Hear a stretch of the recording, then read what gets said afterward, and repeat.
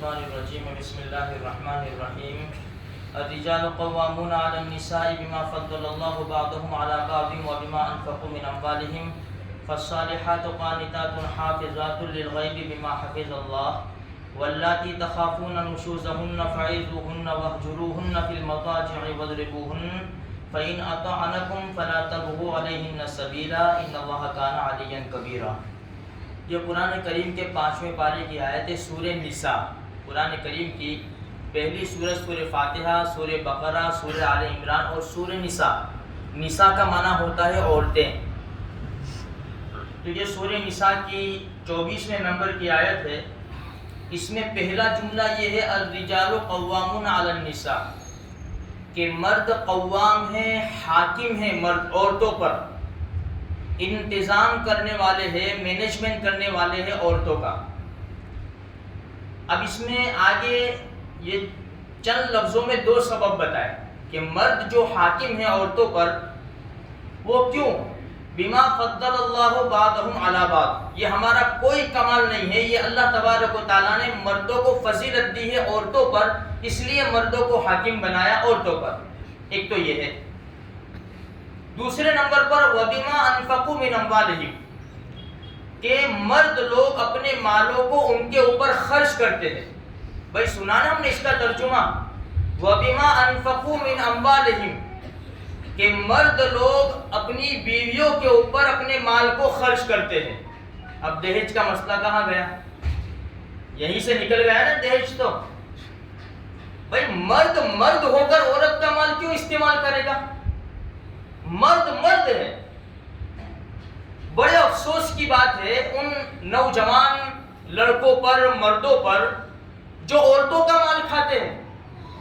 ہمارے معاشرے کے اندر یہ دہیج کی لعنت تو ہے ہی ہے کہ ڈیمانڈ ہوتی ہے یہ چاہیے یہ چاہیے، اس کے بعد جب شادی ہو جاتی ہے اور لڑکی کا باپ مالدار ہے تو پھر یہ شوہر کی طرف سے یہ لڑکی کو جا تیرے باپ کے پاس سے 10 لیا، تیرے باپ کے پاس سے 50 لیا، تیرے باپ کے پاس سے 25 لیا، بس یہ مال کھا رہا ہے اور یہ آرام سے محلوں کے اندر پھرتا ہے گاڑیوں پر اور تھوڑی ہوشیاریاں لگاتا ہے اور آرام سے ادھر بیٹھتا ہے ادھر بیٹھتا ہے، حالانکہ یہ بیوی کا مال کھا رہا ہے، اس کو کوئی حق نہیں ہے۔ تو اللہ تبارک و تعالیٰ نے جو مردوں کو عورتوں پر فضیلت دی ہے وہ اس وجہ سے دی ہے کہ مرد لوگ عورتوں پر خرچ کرتے ہیں، ہمارا تو کوئی اختیار ہی نہیں ہے۔ دیکھو میرے بھائیو، ایک مسئلہ یاد رکھو، جب لڑکا لڑکی کو نکاح کر کے لے آتا ہے تو ساری ذمہ داریاں لڑکے کے اوپر ہوتی ہے۔ اب لڑکی کے ماں باپ کے اوپر کوئی ذمہ داری نہیں ہوتی، لیکن ہمارے معاشرے میں الگ الگ جماعتوں میں الگ الگ ایسے قانون بنائے ہیں، یعنی اس کو آسمانی وحی سمجھتے ہیں۔ بھائی جب تک پہلا بچہ نہ ہو وہاں تک عورت کے ماں باپ خرچ کریں گے، کچھ بھی ہوگا، اگر ڈیلیوری ہوئی تو عورت کے ماں باپ خرچہ دیں گے۔ عجیب بات ہے، یہ خرچ تو مرد کے ذمہ ہے، عورتوں کے ذمہ نہیں ہے۔ تو یہاں پر اللہ تبارک و تعالیٰ نے جو فضیلت دی ہے اس کا ایک سبب یہ بھی ہے کہ مرد لوگ اپنا مال عورتوں کے اوپر خرچ کرتے ہیں۔ اسی لیے نبی کریم صلی اللہ علیہ وسلم کا پاک فرمان ہے کہ تم جو کھاؤ عورتوں کو کھلاؤ، تم جیسا پہنو ایسا پہناؤ، تم جس طرح رہو اس طرح عورتوں کو رکھو۔ عورتوں کا اسلام کے اندر، ہمارے معاشرے کے اندر بہت بڑا حق ہے۔ پہلے عورت کی کوئی قیمت نہیں تھی، لیکن اسلام نے آ کر سمجھایا کہ عورت کیا چیز ہے۔ نبی کریم صلی اللہ علیہ وسلم نے جب حجۃ الوداع کے موقع کے اوپر آخری خطبہ دیا، جب عورتوں کے حقوق یاد دلائے اور مردوں سے کہا یہ اللہ کی بندیاں ہیں، ان کو مارنا مت، ان کے اوپر اچھی طرح کا معاملہ کرنا۔ اب ہم کہیں گے کہ یار اپنے جتنا بھی اچھا کریں نا، یہ تو بس وہ کشمیر نہ پاکستان کا ہی راستہ لیتی ہے۔ بھائی کوئی حرج نہیں، وہ تو لے گی، کیوں؟ دیکھو اللہ کے رسول صلی اللہ علیہ وسلم کا فرمان دیکھو، ہمارے نبی نے کیا فرمایا؟ عورت کہاں سے پیدا ہوئی ہے؟ ٹیڑھی پسلی۔ پسلی ہے، پسلی کیسی ہوتی ہے؟ ٹیڑھی ہوتی ہے۔ اچھا دونوں طرف کی پسلی ہے، ہمارے دونوں طرف پسلی ہے، داہنی طرف بھی بائیں طرف بھی، لیکن اللہ پاک نے بائیں طرف کی پسلی سے نکالا عورت کو، آدم علیہ السلام کی بائیں پسلی سے، اور وہ بھی کون سی پسلی؟ جو دل کے قریب ہے، اوپر والی پسلی سے ہوا کو، ماں ہوا کو نکالا۔ یہ اس بات کی علامت ہے کہ عورت جس روپ میں ہوگی وہ دل کے قریب ہوگی۔ ماں ہے تو دل کے قریب، بیوی ہے تو دل کے قریب، بیٹی ہے تو دل کے قریب ہے۔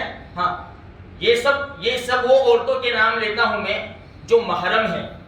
ہاں کیونکہ مولوی صاحب نے کہا تھا نا عورتوں کو دل کے قریب رکھو، ہم سب یہ عورتوں کو دل کے قریب رکھتے ہیں، آنے دو سب۔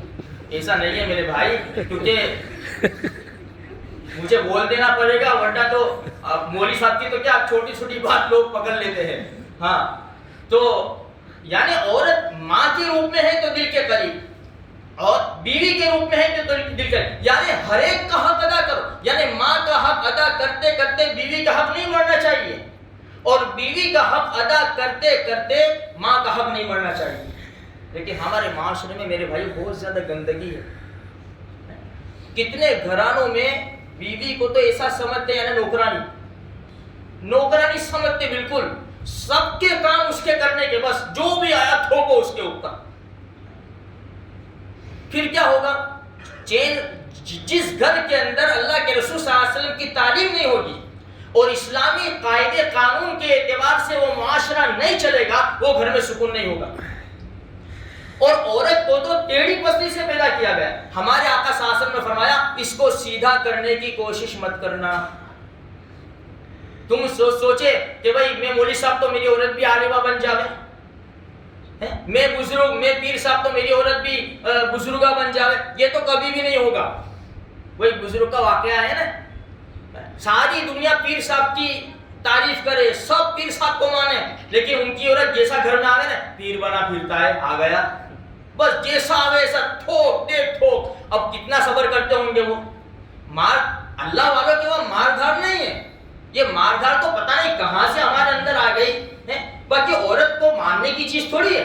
اللہ کے رسول صلی اللہ علیہ وسلم کی شکایت کی گئی ہے کہ ایک کسی نے، دیکھو یہ قرآن میں ہے ماننے کا حکم، یہاں ہے آگے ہے کہ بہت زیادہ ٹیڑھی جاوے نا تو اس کی پٹائی کرو، لیکن کیسی پٹائی کہ نشان بھی نہ پڑے، وہ تو بہت دور کی بات ہے۔ پہلے تو قرآن نے کہا اچھی طرح سمجھاؤ، بستر الگ کرو اس کے ساتھ، یعنی بستر الگ کرو، اس کا کیا مطلب؟ بستر تو ایک ہی ہو لیکن کروٹ چینج کر کے سو جاؤ، کروٹ الگ کر کے سو جاؤ۔ تو ہم تو کہیں مولوی صاحب ہم کیا کروٹ چینج کریں گے، وہی کروٹ چینج کر ڈالتی ہے۔ بات سمجھ میں آئی؟ اس کو منا کے تھک جاتے پر مانتی نہیں ہے۔ دیکھو میرے بھائیو ایک بات یاد رکھو، اللہ کے رسول صلی اللہ علیہ وسلم کے پاس ایک شکایت آئی ہے کہ بھائی اس نے اصل میں میرے شوہر نے مارا، چہرے کے اوپر نشان تھا۔ ہمارے نبی نے حدیث میں صاف فرمایا کہ کیسے ہو کہ جس رخسار کو چومتے ہو اسی کو مارتے ہو تم۔ بہت یعنی اچھا، اب ہم سوچیں کہ بھائی ایسا ہی ہماری عورت ہماری جیسی ہو جائے، یہ تو مشکل ہے، پوسیبل نہیں، امپوسیبل ہے یہ چیز۔ وہ بزرگ کا میں کہہ رہا تھا، پیر صاحب کا بہت تنگ کرتی تھی۔ ایک مرتبہ وہ اللہ والے گھر میں نہیں تھے، وہ عورت نے دیکھا کہ کوئی اڑتا جا رہا ہے، تو کہ ہاں آج آنے دے، آج اس کی کھیل نہیں ہے، یہ تو زمین کے اوپر پھرتا ہے۔ آج میں نے پیر کو دیکھا کہ جو ہوا میں اڑتا تھا۔ تھوڑی دیر کے بعد ان کے شوہر آئے تو وہ ابھی تو گھر میں داخل بھی نہیں ہوئے، وہ گالیاں شروع، ٹھیک ہے، کیا پیر بنا پھرتا ہے؟ آج میں نے پیر صاحب کو دیکھا جو ہوا میں اڑ رہے تھے۔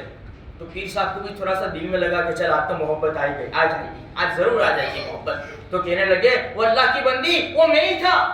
ہاں میں یوں ہی کہوں کہ باقا کیوں اڑتا ہے، وہ کبھی نہیں مانے گی میرے بھائیوں۔ یہ وہ چھوڑ دو کوشش، یہ کوشش چھوڑ دو، بس مناتے رہو تو ہماری گاڑی سیدھی چلے گی۔ ہماری گاڑی تبھی سیدھی چلنے والی ہے۔ اس لیے دیکھو اللہ کے رسول صلی اللہ علیہ وسلم کے ایک حدیث یاد رکھو، ہم تو نبی کے ماننے والے ہیں نا بھائی، ہم نبی کے ماننے والے ہیں، نبی کی باتوں کو بھی ماننے والے ہیں۔ اب ہمارے نبی نے کیا فرمایا؟ دیکھو یہی جھگڑے ختم ہو جائیں گے، سارے جھگڑے ختم ہو جائیں گے۔ جس کا رمضان کے مبارک مہینے میں بھی ابھی 36 کا آنکڑا چلتا ہو نا میرے بھائیوں، یہ حدیث کو سامنے رکھ کے مل جل لو، حدیث کو سامنے رکھ کے اللہ خوش ہو جائیں گے، اللہ کے رسول خوش ہو جائیں گے۔ ہمیں کس کو خوش کرنا ہے بھائی؟ ہم جو بھی نیک کام کریں گے ہم اللہ اور اس کے رسول کے لیے تو کرتے ہیں۔ ہمارے نبی نے کیا فرمایا حدیث میں کہ تم 100 کام کرو، 100 کام اچھے، 100 کام کرو، 99 کام اچھے ہو، 99 ایک کام بگڑ گیا نا، ایک کام، تو سیدھی تلوار نکلے گی. اور کیسی؟ میں نے تمہارے گھر دیکھا ہی کیا ہے، تم نے کون سا میرا اچھا کام کر کے دیا ہے. اب انسان کا کہاں جائے گا، اس کا پیتا، اس کا یہ کانٹا کھینچ جائے گا نا. پھر اب رمضان میں تو چائے بھی نہیں ملے گی دن کے اندر. اللہ کے رسول اب صبر کر، اب صبر کر، اب تیرے اخلاق دکھا، اب تیرے اخلاق دکھائے گا تو اب تو کامیاب ہو جائے گا. تو میرے بھائیوں، جو قرآن کریم نے کہا نا تھوڑی سی پٹائی کا، وہ کب؟ وہ آخری درجے کے اندر، یہ آیت کے اندر ہے، آخری درجہ. جب مانتی ہی نہیں تو ہلکی سی پٹائی کرو، ہلکی سی. ورنہ اللہ کے رسول صلی اللہ علیہ وسلم نے منع فرمایا عورتوں کو مارنے کے لیے. آج ہمارا اسلام بدنام ہوتا ہے، تھوڑا سا دہی جیسا جھگڑا بچوں کے بارے میں، کچھ کپڑے کے بارے میں، ہمارا تو اتنا یعنی جنگ ہو جاتی ہے کہ طلاق تک نوبت آ جاتی ہے. ارے میرے پاس تو ایسے بھی بعض قصے آئے، عورت کے لیے سب کپڑے بھرے، سب نکالے، پوٹلے بھرے، چل جلدی طلاق دے چل. یہ قصہ بالکل صاف کہہ رہا ہوں. چلنے کیا سوچتا ہے، شوہر کو کہ نہیں، عورت چلنے کیا سوچتا ہے، طلاق دے دے. حالانکہ اس کا گھر جو ہے نا، اس کا گھر وہ کوئی بہت زیادہ مضبوط نہیں، کمزور. یہ غصہ ہے. اسی لیے تو فرمایا جب غصہ آئے تو اعوذ باللہ من الشیطان الرجیم پڑھو. چپ ہو جاؤ میرے بھائیو، چھوٹے باپ کے لیے ہو جائیں گے ہم انشاءاللہ. ہاں اچھا، اب ایک بات تو یہ کرنی ہے کہ اب ہمارے تو گاڑی اب چلتی ہے نہیں چلتی، آن آف ہوتی ہے. اب ہم بعض مرتبہ دوسری کا سوچتے ہیں، یا دوسری شادی کر لے گے. ہاں قرآن نے 4 کا کہا ہے، چوتھے پارے میں 4 کا، فَانْكِحُوا مَا طَابَ لَكُم مِّنَ النِّسَاءِ مَثْنَىٰ وَثُلَاثَ وَرُبَاعَ. کہ بھائی تمہیں جو پسند آئے تو 2 سے نکاح کرو، 3 سے کرو، 4 سے کرو. لیکن طاقت بھی ہونی چاہیے نا، دونوں طاقتیں ہونی چاہیے. ایک میں آپ کو بیچ میں ایک بات بتاؤں، یہ نوجوان بھی بیٹھے ہیں سب. دیکھو داؤد علیہ السلام کی بہت سی بیویاں اللہ پاک سے شکایت کی کمزوری کی، کہ قوت باہ میں کمزوری آ گئی. آج ہمارا 40 سال کا نوجوان ہے نا، حکیموں کے چکر لگاتا ہے. صرف 40 سال کا، ابھی 40 سال پہ بھی نہیں پہنچتا، حکیموں کے چکر لگاتا ہے. کیوں؟ خبر؟ گناہوں کی وجہ سے. جتنے گناہ ہوں گے نا، قوت مردانہ ختم ہوتی جائے گی. بد نگاہی، آنکھوں کا غلط دیکھنا، اور پھر یہ انٹرنیٹ کے اوپر گندی فلموں کا دیکھنا، اس سے مردانہ طاقت ختم ہوتی جائے گی. اور ایک اشارہ کر رہا ہوں میں آپ کو، ایک اشارہ سمجھ لینا، سب سمجھ لینا. یہ ہتھیلی ہے نا، ہتھیلی، یہ بھاگ، یہ بہت گرم ہوتا ہے، بہت گرم. اس لیے سر میں مالش کرے نا تیل کی تو ہتھیلی سے نہیں کرنا، یہ انگلیوں کے پوروں سے کرو. یہ ہتھیلی کا بھاگ بہت گرم ہوتا ہے. اسی طرح یہ منہ کی جو ورار ہوتی ہے نا، یہ بہت گرم ہوتی ہے. اور جسم کے اندر جتنے بھی اعضاء ہیں، بھائی یہ ہاتھ ہے، اس کی نشے دیکھو، اسی جاڑی نشے آئے گی، اس کی نشے. پیشاب کی سب سے کمزور نشے جو ہے نا، وہ پیشاب کی جگہ کے اوپر سب سے کمزور نشے. سمجھ میں آ گیا میرا اشارہ؟ اور یہ ہتھیلی بھی بہت گرم، اور یہ منہ کی جو ورار ہے وہ بھی بہت گرم. وہاں انسان پھر ختم ہو جائے گا. تو داؤد علیہ السلام نے شکایت کی اللہ تبارک و تعالیٰ. ان کی تو بہت سی بیویاں تھی. سلیمان علیہ السلام کی 100 بیویاں تھی. داؤد علیہ السلام کی بھی بہت سی بیویاں تھی. کہ بھائی تعالیٰ کمزوری ہے. جیسے اللہ کے رسول صلی اللہ علیہ وسلم نے شکایت کی تو وہ ہریسہ بنانے کی کہا اللہ کے رسول صلی اللہ علیہ وسلم کو، وہ کھاؤ. داؤد علیہ السلام نے شکایت کی تو اللہ پاک نے فرمایا، اللہ پاک کی طرف سے حکم ہوا، ابلے ہوئے انڈے کھاؤ، بافل انڈے. بھائی آملیٹ کی داڑھی پہ ٹوٹ مت پڑنا، مہربانی کر کے ذرا صبر کرنا، رمضان کا مبارک مہینہ جانے دینا. پھر 1-2 زیادہ نہیں، 1-2، ورنہ تم سوچے کہ 8-10 ساتھ میں کھا لے گا، وہ گھوڑے کی طرح طاقت آ جاوے، پائپ لائن چالو ہو جائے گی تو جو طاقت ہے وہ بھی چلی جائے گی. سمجھ میں آئی؟ تو خیر کہنے کا مقصد یہ ہے کہ شریعت میں سب ہے. ہم پوچھے علماء سے، علماء کی مجلس میں بیٹھے تو پتہ چلے نا کہ بھائی ہماری شریعت کیا کہتی ہے. ہم تو بس یہ کوٹ کے دھکے کھاؤ، نہ انٹرنیٹ کے اوپر دیکھو، نہ گوگل کے اوپر دیکھو. ارے یہ گوگل کا باپ ہے، قرآن کریم گوگل کا باپ ہے، دادا ہے. جو دوسری قوموں نے جو کچھ بھی لیا نا، وہ اللہ کے قرآن سے لیا اور پیارے آقا صلی اللہ علیہ وسلم کی حدیثوں سے لیا ہے. خیر تو کہنے کا مطلب یہ ہے کہ مرد جو قوام ہے، حاکم ہے عورتوں کے اوپر، اس کا مطلب یہ نہیں کہ ہمارے حاکم جیسا. ہمارے جو حاکم ہیں ہمارے ہندوستان کے جو حاکم ہیں کہ سب کو انڈر کنٹرول رکھتے ہیں، ہم ایسے حاکم نہیں ہیں، ہم تو آزاد رکھے۔ اللہ کے رسول صلی اللہ علیہ وسلم نے فرمایا، ایک چھوٹی سی حدیث سنا دوں کہ عورت ایسی ہونی چاہیے، یعنی ایسے اخلاق بنا عورت کے ساتھ کہ جب تم دیکھو تو عورت تم کو دیکھے تو خوش ہو جائے، جب تم کسی کام کا حکم دو تو فوراً کر بیٹھے، اور تم نہ ہو تمہاری غیر حاضری میں وہ اپنی عزت کی حفاظت کرے۔ یہ ایسے اخلاق کے ساتھ پیش آؤ۔ لیکن ہمارا معاملہ تو الٹا ہوتا ہے، انسان دکان سے آتا ہے نا تو ڈرتا آتا ہے، پتہ نہیں گھر کا بھی کیا ہوگا، ماں کا نے بیوی کا کیا ہوا ہوگا۔ جیسے گھر میں داخل ہوا نا سب کے چہرے دیکھتا ہے، پہلے بیوی ادھر جاتی ہے، ماں ادھر اتنا بڑا چہرہ لٹکا کے بیٹھی ہے، چھوٹے بچے کو بیٹا کیا ہوا، انڈیا پاکستان ہوا ہے، کچھ کشمیر کا جھگڑا ہوا، پھر آپ کو ہمیں ایسا کہتے تھے وہ ایسا کہتے تھے۔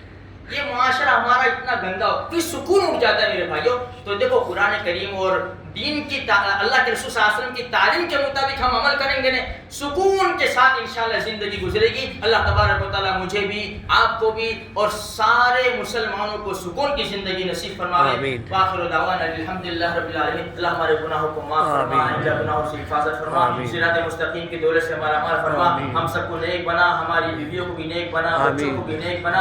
یا اللہ جو بے جوڑ ہے بیچارے نوجوان یہاں بیٹھے ہیں، غریب لوگ، اے اللہ جو لڑکیوں کی تلاش میں ہے ان کو بہترین جوڑے نصیب فرما، اور ہماری جائز مرادوں کو پوری فرما۔ جزا اللہ عنا محمد ما هو اهله صلی اللہ علیہ وسلم۔ سبحان ربک رب العزۃ عما یصفون وسلام علی المرسلین والحمد للہ۔